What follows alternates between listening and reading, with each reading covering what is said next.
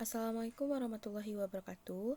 Perkenalkan, kami dari kelompok 4 yang beranggotakan saya Salsabila Maulida sebagai moderator dan rekan saya Kak Tahiro Dador Rahmat dan juga Selviza. Di sini kami akan menjelaskan materi kita pada hari ini yaitu tentang penilaian kinerja. Baik, yang pertama itu ada penilaian autentik, di mana dilakukan secara komprehensif untuk menilai mulai dari masukan, keluaran, dan pembelajaran.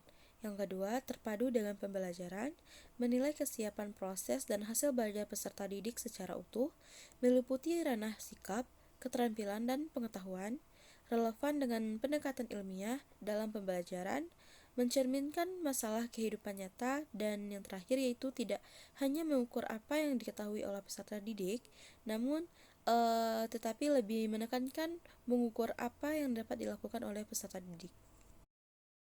Kemudian adapun prinsip penilaian, yang pertama itu tujuan utama evaluasi harus untuk meningkatkan kualitas hasil belajar siswa dan proses belajar mengajar, bukan sekedar penilaian. Yang kedua, evaluasi harus menyandarkan diri pada umpan balik siswa sebagai elemen substansial dan utama dalam proses belajar mengajar. Data evaluasi seharusnya mencakup sampel yang representatif dari keseluruhan aktivitas proses belajar mengajar. Kemudian, apapun hasil evaluasi seharusnya selalu terkait dengan pengambilan keputusan yang berhubungan dengan kemajuan prestasi. Kemudian, masing-masing instrumen evaluasi harus didesain untuk responden khusus dengan pernyataan-pernyataan yang dapat dijawabnya. Kemudian, pengadministrasian evaluasi harus mengikuti prosedur yang memadai untuk menjaga validitas informasi yang diperoleh, dan skema evaluasi harus menyatakan secara jelas siapa yang melakukan evaluasi dan untuk tujuan apa. Kemudian adapun penilaian kurikulum 2013 itu dapat kita lihat dari 4 aspek yang diselenggarakan oleh guru, sekolah, pemerintah, dan siswa itu sendiri. Yang pertama itu untuk guru, uh, yang pertama autentik, itu waktunya itu terus menerus. Kemudian jurnal, waktunya juga terus menerus. Kemudian penilaian proyek, waktu diselenggarakan itu akhir bab atau akhir tema. Kemudian ulangan harian itu disesuaikan sesuai rencana. Kemudian untuk UTS atau UAS itu juga waktunya itu untuk per semesteran. Kemudian yang diselenggarakan oleh sekolah, penilaian ini yang pertama itu ada ujian tingkat kompetensi yaitu atau UTK. Itu waktu diselenggarakan itu tiap tingkat kompetensi. Kemudian ujian sekolah itu diselenggarakan akhir jenjang sekolah. Dan kemudian yang penilaian kurikulum yang diselenggarakan oleh pemerintah itu yang pertama itu ada ujian mutu tingkat kompetensi waktu, itu diselenggarakan tiap akhir tingkat kompetensi. Kemudian ujian nasional itu diselenggarakan.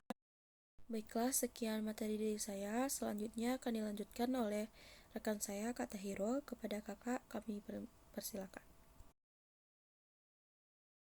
Assalamualaikum, perkenalkan nama saya Tahira Danur Rahmat dari kelompok 4. Saya akan menjelaskan mengenai ketentuan penilaian, di mana ketentuan penilaian ini udah ada pasal yang mendasarinya. Yang pertama Undang-Undang Nomor 20 Tahun 2003, pasal 63, itu penilaian ada pada jenjang pendidikan dasar dan menengah terdiri atas penilaian hasil belajar oleh pendidik, penilaian hasil belajar oleh satuan pendidik, dan penilaian hasil belajar oleh pemerintah.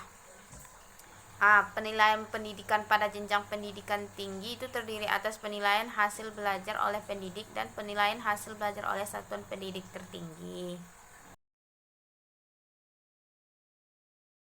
Baiklah, selanjutnya ketentuan penilaian itu sudah diatur juga dalam Undang-Undang Nomor 20 Tahun 2003 pasal 64, di mana yang berbunyi, penilaian hasil belajar oleh pendidik dilakukan secara berkesinambungan untuk memantau proses kemajuan dan perbaikan hasil dalam bentuk ulangan harian, ulangan tengah semester, ulangan akhir semester, dan juga ulangan kenaikan kelas.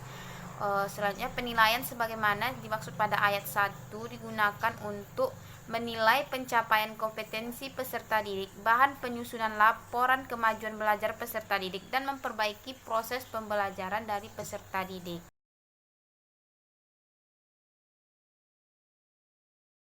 Selanjutnya itu pemanfaatan hasil penilaian hasil belajar peserta didik ini sudah diatur pada pasal 65 ayat 1, di mana penilaian hasil belajar peserta didik oleh satuan pendidikan bertujuan menilai pencapaian standar kompetensi lulusan untuk semua mata pelajaran. Selanjutnya pasal 66 ayat 1, penilaian hasil belajar oleh pemerintah bertujuan untuk menilai pencapaian kompetensi lulusan secara nasional pada mata pelajaran tertentu dalam kelompok mata pelajaran IPTEK dan dilakukan dalam bentuk ujian nasional.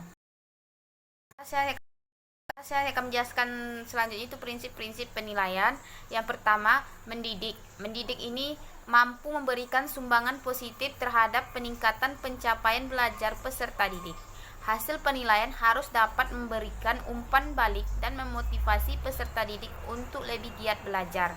Yang kedua, terbuka atau transparan, yakni prosedur penilaian, kriteria penilaian, dan dasar pengambilan keputusan diketahui oleh pihak yang terkait. Yang ketiga, menyeluruh, yakni meliputi berbagai aspek kompetensi yang akan dinilai. Penilaian yang menyeluruh meliputi ranah pengetahuan, keterampilan, sikap, dan nilai yang direfleksikan dalam kebiasaan berpikir dan bertindak. Baiklah, saya Salviza NIM 18031025 akan melanjutkan materi yang selanjutnya, yaitu tentang lanjutan prinsip penilaian. Di antaranya terpadu dengan pembelajaran, yakni menilai apapun yang dikerjakan peserta didik dalam kegiatan belajar mengajar itu dinilai, baik kognitif, psikomotorik, dan afektifnya.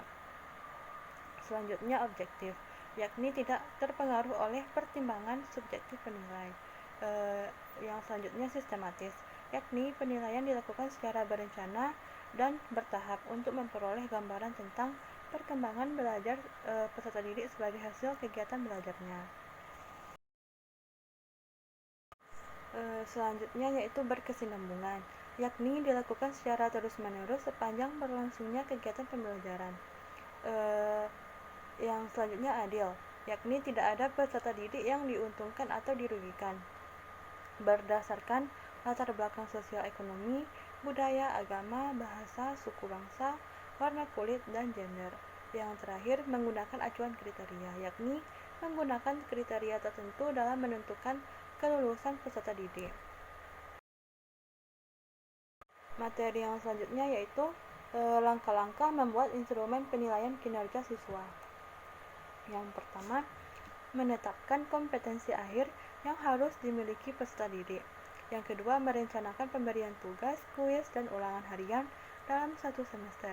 Yang ketiga, mengembangkan teknik penilaian sistem pencatatan dan pengelolaan. Yang keempat, menginterpretasikan hasil penilaian. Yang terakhir, membuat laporan hasil penilaian. Baik, hanya itu yang dapat saya sampaikan. Wassalamualaikum warahmatullahi wabarakatuh.